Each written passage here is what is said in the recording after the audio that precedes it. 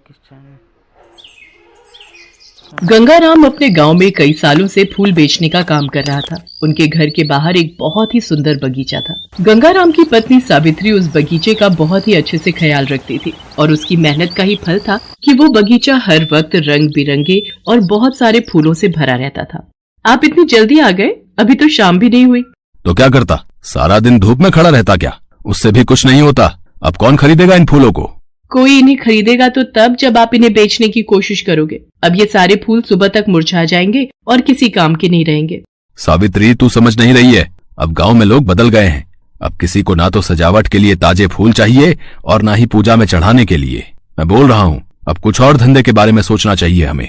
कोई नया काम शुरू करने के लिए पैसे भी तो नहीं है हमारे पास। ले देकर बस यही फूल हैं, इनके अलावा और कुछ भी नहीं। तो अब मैं क्या करूँ, तू ही बता मुझे।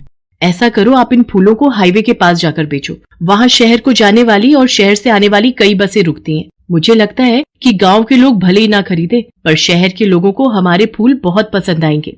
सावित्री उम्मीद का दामन थामे हुए थी, लेकिन गंगाराम एक नंबर का आलसी था। सावित्री के जोर देने पर वो अगले दिन फूल लेकर हाईवे के पास जाकर खड़ा हो गया। पूरे दिन वहाँ से कई बसें गुजरी, लेकिन गंगाराम ने किसी के पास जाकर अपने फूल बेचने की कोशिश तक नहीं की। नतीजा, यहाँ भी उसकी कोई कमाई नहीं हुई। पता नहीं क्या हो गया है लोगों को। मैंने कहा था सावित्री को, नहीं बिकेंगे ये फूल। शाम हो चुकी थी और धीरे धीरे अंधेरा होने लगा था। गंगाराम वहाँ बिल्कुल अकेला था। वो घर की तरफ जा ही रहा था कि तभी उसे पास ही कुछ हलचल सुनाई दी। उसने फौरन पलटकर देखा तो वहाँ पर एक एटीएम था, जिसके अंदर रखी मशीन को दो लोग खोलने की कोशिश कर रहे थे।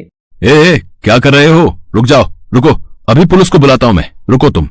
ये देखकर वो दोनों लड़के वहाँ से भाग निकले। वो लड़के एटीएम मशीन का एक हिस्सा खोल चुके थे। ये देखकर गंगाराम फौरन एटीएम मशीन के पास गया और उसने उस मशीन के अंदर झांकने की कोशिश की। ये क्या, लगता है मेरी किस्मत ही फूटी है। इतना अच्छा मौका था, लेकिन इस मशीन में तो एक फूटी कौड़ी भी नहीं है। कोई फायदा नहीं, ना इस मशीन का और ना इन फूलों का।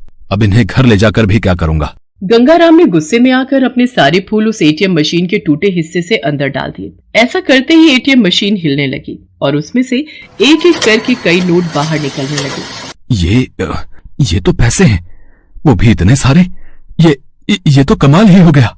गंगाराम बिना देर किए सारे नोट समेटने लगा। फिर अचानक उसे कुछ ख्याल आया और वो एटीएम के चारों तरफ देखने लगा। क्या ढूंढ रहे हो? फिक्र मत करो, यहाँ कोई कैमरा नहीं है। कौन है? सामने आओ। ये कौन बोला अभी? यहाँ तुम्हारे और मेरे अलावा और कोई नहीं है। ये मैं हूँ, तुम्हारे सामने खड़ी एटीएम मशीन। क्या? पर